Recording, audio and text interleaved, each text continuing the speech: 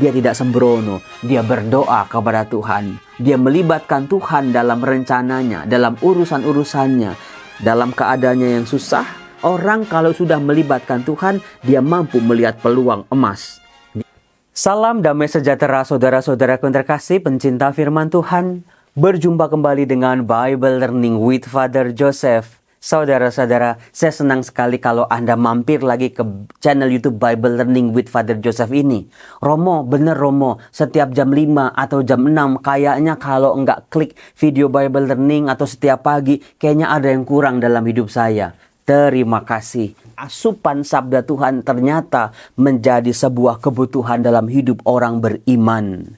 Saudara-saudaraku yang terkasih, saya berdoa, saya berharap agar dalam hidup Anda selalu berkobar-kobar semangat api cinta kasih untuk mewartakan kasih dan kebaikan Tuhan. Saudara-saudaraku yang terkasih, bisa bersyukur, bisa berterima kasih, bisa mempersembahkan sesuatu kepada Tuhan, itu adalah sebuah nilai hidup Kristiani yang sangat luhur. Banyak orang lupa ketika dia sudah sukses. Banyak orang lupa dengan doa-doa permohonannya yang pernah dia minta sama Tuhan.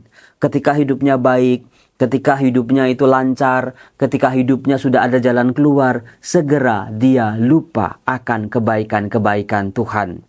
Saudara-saudara terkasih, mari kita gali. Di balik belum suksesnya hidup kita, di balik belum lancarnya kehidupan kita, sebetulnya Tuhan sedang menyiapkan apa sih dalam hidup kita? Sebetulnya Tuhan sedang mendidik apa untuk kehidupan kita? Apa yang mau dituju oleh Tuhan? Mari kita gali dalam video kali ini. Saudara-saudara, masih melanjutkan edisi tebak lagu. Sudah 3 kotak Anda pilih, sekarang tinggal kotak terakhir, yaitu kotak nomor 3. Maka Anda nggak bisa milih lagi, udah tinggal satu-satunya Romo. Kotak nomor 3. Saya akan buka, saya akan nyanyikan sedikit. Anda tebak judul lagunya. Ini lagu mungkin Anda pernah kenal. Tuh kan bener, lagunya kayak begini. Bagus banget. Kita nyanyi bareng-bareng ya. Saya tulis teksnya. Nyanyi di rumah, siap-siap. Bapa, ku persembahkan tubuhku sebagai persembahan yang hidup, kudus dan yang berkenan padamu, sebagai ibadah yang sejati. Ku sembah Kau Tuhan, ku sembah Kau Tuhan, ku serahkan hidupku kepadamu. Untuk kemuliaan nama-Mu, ku sembah Kau Tuhan, ku sembah Kau Tuhan, ku serahkan hidupku kepadamu. Untuk kemuliaan nama-Mu. Nah, saudara-saudara, saya yakin Anda pasti kenal lagu ini. Tadi ikut nyanyi bersama-sama saya. Karena lagu ini populer di tahun 90-an, saya ingat. Kita sering setel di kaset-kaset rohani.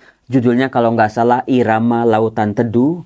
Saya ingat sekali lagu ini mengisi masa muda saya ketika mama saya beli kaset terus setel setiap pagi sambil nyapu, sambil masak, sambil siap-siap di pagi hari. Kemudian juga saya siap-siap buat sekolah, sarapan dulu. Lagu ini sering kali saya dengar. Sebuah lagu yang bagus. Judulnya apa kira-kira? Coba tulis di kolom komen. Judulnya adalah Bapa, ku persembahkan tubuhku. Saudaraku, kalau kita perhatikan lirik dalam lagu ini sungguh luar biasa. Di mana si penyanyi, si pencipta mau mempersembahkan, bukan persembahan uang, bukan persembahan intan permata, surat rumah, tetapi tubuhnya, hidupnya sendiri sebagai persembahan yang hidup, yang kudus, yang berkenan kepada Allah. bahkan dikatakan sebagai ibadah yang sejati. Saudaraku, kita jadi ingat dalam kitab Hosea, di mana Allah pernah berkata kepada jemaat Israel yang hidupnya sedang brutal pada waktu itu, penuh dengan dosa dan penindasan. Allah berkata, "Aku jijik dengan kurban persembahanmu, sebab yang ku kehendaki adalah hati yang hancur." Maka dari itu saudara-saudara, kalau kita dibandingkan dengan bunga di samping saya ini, bunga ini bisa mempersembahkan sesuatu yang terbaik, yang terindah dalam dirinya kepada Tuhan penciptanya. Bisa berbulan-bulan kalau bunga anggrek, tetapi bagaimana dengan diri kita saudara-saudara? Romo, seringkali Romo, pertobatan saya itu cuma pertobatan yang tomat. Tobat kumat, tobat kumat, tobat kumat. Saya udah kayak lagu dangdut Romo, jatuh bangun aku mencintai Tuhan. Saudara-saudara yang terkasih, antara manusia dengan bunga anggrek misalnya, yang lebih luhur itu adalah manusia karena berakal budi, karena punya kehendak bebas. Tetapi siapa yang lebih bisa mempersembahkan keindahannya kepada Tuhan seumur hidupnya? Maka belajarlah dari ciptaan-ciptaan Tuhan. Seperti hari ini tanggal 4 Oktober, Gereja Katolik memperingati peringatan Santo Fransiskus Assisi, seorang santo yang betul-betul mencintai alam ciptaan. Bukan cuma buang sampah sembarangan, itu dilarang, tetapi belajar dari ciptaan Tuhan untuk mengenal penciptanya. Saudara-saudaraku yang terkasih, kadangkala buat Allah memberikan kesuksesan, memberikan kelancaran usaha, menjawab doa-doa kita, buat Allah itu gampang. Gak ada yang sulit buat Tuhan. Tetapi kenapa kita seringkali harus menunggu? Kita seringkali harus mengalami kegagalan. Kenapa sih Tuhan gak kasih aja sekarang? Kenapa Tuhan gak jawab aja sekarang masalah-masalahku ini? Kenapa Tuhan gak langsung kasih jalan keluar supaya aku hidupnya lebih baik, lebih sukses, nanti aku jadi orang hebat? Saudara-saudara yang terkasih, dalam hidup seringkali manusia mudah lupa pada kebaikan-kebaikan Tuhan. Banyak dari kita lupa dengan doa-doa, dengan janji-janji yang pernah kita ucapkan. Misalnya saudara-saudara yang diungkap tadi dalam Mazmur bab 137. Isinya adalah kehancuran, penderitaan, kesengsaraan yang dialami oleh orang-orang Israel di pembuangan Babel pada tahun 587. Ketika orang susah, ketika orang lagi butuh sama Tuhan, ketika orang lagi ada maunya, apapun juga bisa dikatakan. Janji-janjinya, wah indah-indah sama Tuhan. Tuhan, kalau aku berhasil, aku akan begini Tuhan. Tuhan, kalau aku sukses Tuhan, aku akan kasih ini Tuhan. Untuk gerejamu, untuk keluargaku, untuk hidupku, untuk masyarakatku. Tetapi saudara-saudara, yang terjadi nanti malah sebaliknya. Kalau kita lihat penderitaan orang Israel di pembuangan Babel, bisa kita lihat di Mazmur bab 137, di mana dikatakan, "Di tepi sungai-sungai Babel, di sanalah kita menangis apabila mengingat Sion. Pada pohon-pohon gandarusa di tempat itu, kita gantungkan kecapi kita. Sebab di sanalah orang-orang yang menawan kita, meminta kita memperdengarkan nyanyian, dan orang-orang yang menyiksa kita meminta nyanyian sukacita. Mereka berkata, nyanyikanlah bagi kami nyanyian dari Sion." Jadi bangsa ini sudah kehilangan tanahnya, kehilangan rumahnya, dipisahkan dari keluarganya, kehilangan perlindungannya. Tembok-tembok Yerusalem dihancurkan. Bait Allah di Yerusalem juga dibinasakan, bahkan dihinakan. Raja-raja mereka dibunuh, harta mereka habis, lalu mereka harus ditawan dari tanah air mereka, dibawa ke Babel. Sebuah kehinaan bagi orang Israel. Mereka berteriak-teriak, di mana Allah mereka ketika mereka ditawan seperti ini? Ketika mereka diperlakukan dengan semena-mena oleh bangsa asing ini. Mereka juga bertanya, apakah Allah masih ada? Apakah Allah masih sayang sama mereka? Mereka juga bertanya pada diri mereka sendiri, apakah kita masih bisa disebut dengan umat pilihan Allah? Dikatakan pada saat terpuruk seperti itu, orang-orang di pembuangan berjanji. Mereka berjanji apa? Biarlah lidahku melekat pada langit-langitku. Artinya menjadi bisu. kalau aku tidak mengingat Engkau, mengingat kebaikan-kebaikan-Mu ya Tuhan. Saudara-saudaraku yang terkasih, namanya juga orang lagi butuh, namanya juga orang lagi kepepet, apa juga bisa diomongin. Persis seperti teman kita kalau berhutang sama kita, wah janjinya besok, janjinya minggu depan akan dikembaliin, akan dilebihin bahkan. Tetapi ketika mereka sudah kita pinjami uang, ya udah, lupa, ditagih malah galakan mereka. Malah sumpah serapa yang keluar. Udah hilang duit, udah hilang juga pertemanan. Maka kalau sama teman saudara-saudara, ya udah kalau mereka minjam, kasih. Kita kasih berapa yang kita mampu. Udah ambil aja buat dia, nggak usah pakai pinjem-pinjeman, ambil aja. Di situ kita ikhlas dengan uang kita dan juga kita tidak kehilangan pertemanan atau persahabatan kita. Nah, saudara-saudaraku yang terkasih, rupanya janji tinggal janji di mata orang-orang Israel. Begitu Allah menjawab doa-doa mereka, Allah melihat penderitaan mereka, Allah berkuasa di Babel dengan cara kerajaan Babel dihancurkan oleh kerajaan Persia. Bagaimana Allah menampakkan diri kepada raja-raja Persia, meminta raja Persia untuk memulangkan orang-orang Israel ini dari pembuangan Babel. Maka sampailah mereka ke tanah air mereka.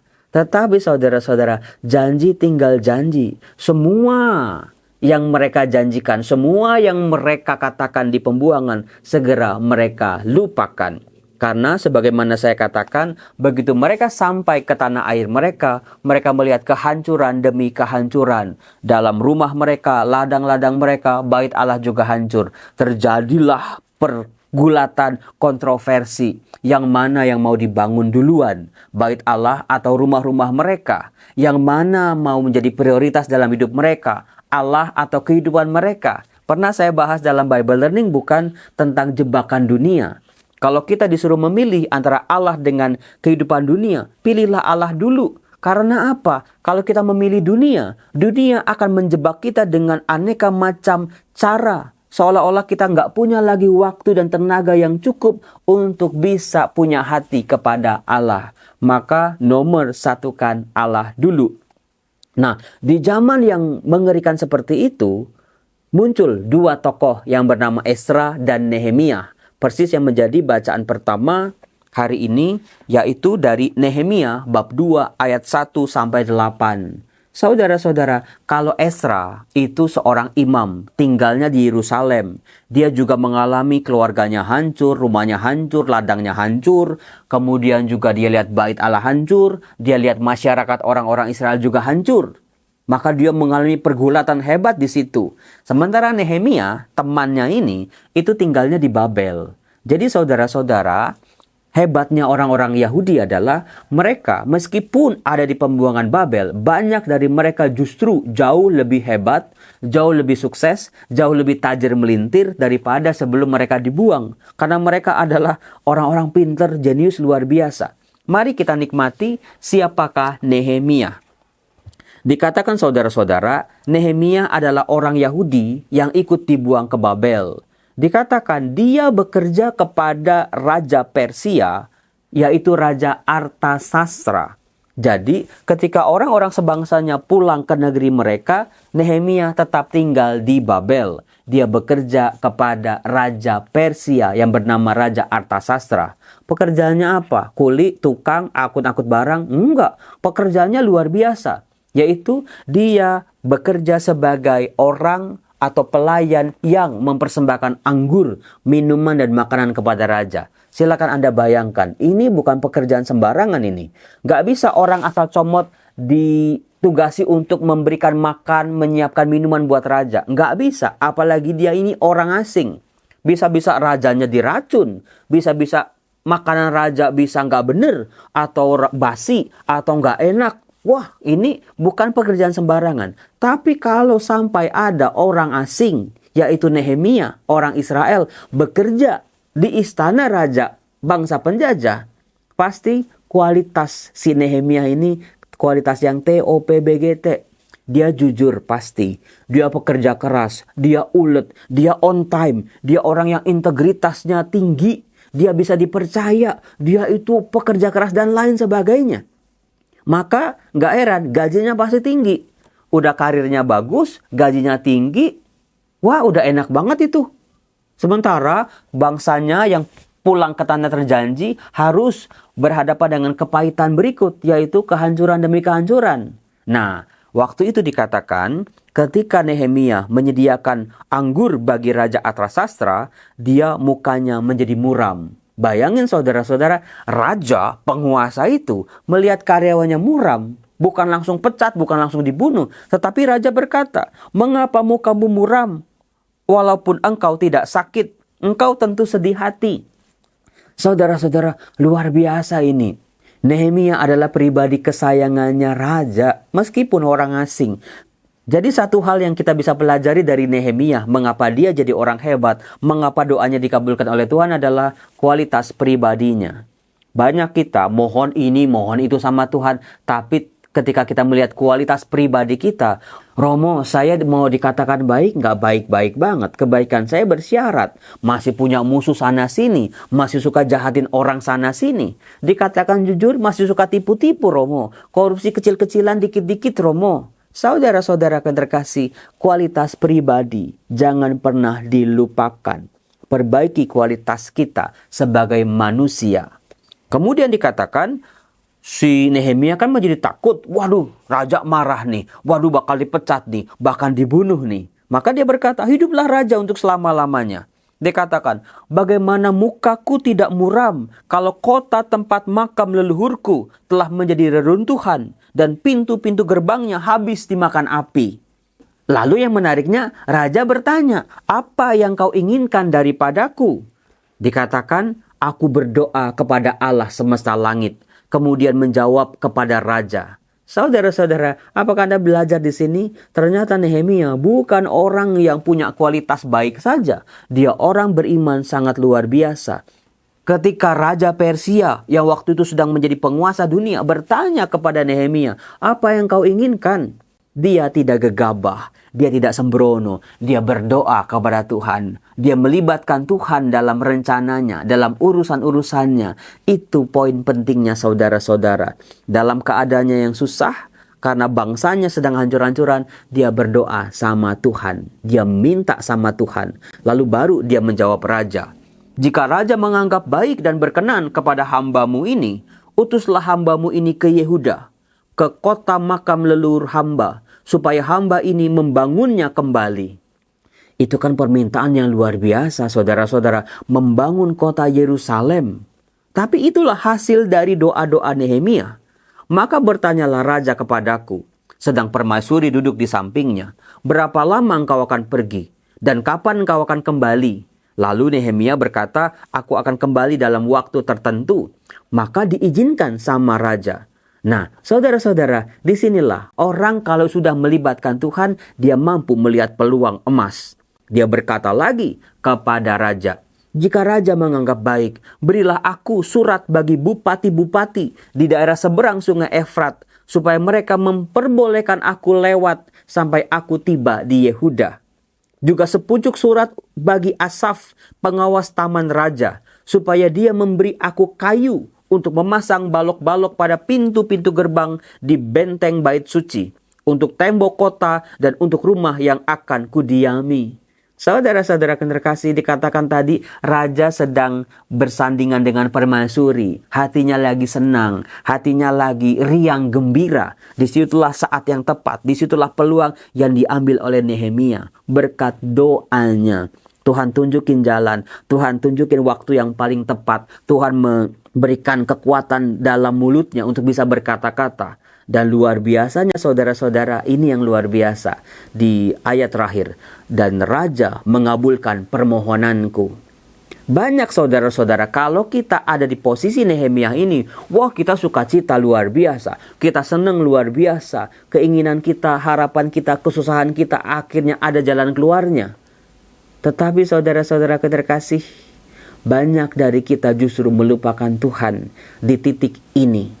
Kalau Tuhan belum mengabulkan doa-doa kita, kalau Tuhan belum memberikan jalan keluar kepada kita, Tuhan tahu kalau langsung dikasih, kalau langsung sukses, pasti langsung lupa sama kebaikan-kebaikan Tuhan. Maka Tuhan sedang mendidik kita, ayo anakku, biarlah Didik dulu imanmu, relasimu. Apapun yang terjadi, kalau doa-doamu terkabul, engkau tidak akan pernah lupa pada Tuhan Allah yang memberikan kebaikan kepadamu. Persis seperti Nehemia, di mana di ayat terakhir dikatakan, dan raja mengabulkan permohonanku, bukan karena prestasinya, bukan karena mulut manisnya, bukan karena raja lagi senang karena sebelahnya permaisuri, bukan karena semua kelebihan-kelebihan kualitasnya Nehemia, tapi Nehemia berkata, karena tangan Tuhan Allahku yang murah melindungi aku. Jangan pernah melupakan kebaikan Tuhan. Di balik prestasi, di balik keunggulan-keunggulan kita, pencapaian kita, meskipun seolah-olah kita nggak butuh lagi sama Tuhan, karena kita sudah, duitnya sudah em-eman, kesehatan kita sudah pulih. Saudara-saudara yang terkasih, ingat itu jebakan dunia. Berkatalah seperti pemazmur, biarlah lidahku melekat pada langit-langitku, bila aku melupakan Engkau, ya Tuhan.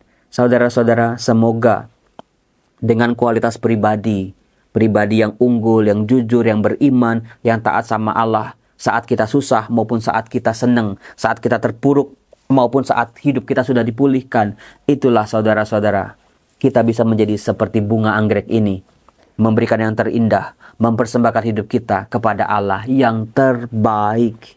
Salam damai sejahtera saudara-saudara. Semoga Tuhan memberkati kehidupan kita, membuka jalan-jalan keluar bagi masalah-masalah kita. Katakan amin. Dalam nama Yesus, berkat Tuhan boleh mengalir atas kehidupan kita, atas usaha, doa-doa dan permohonan kita.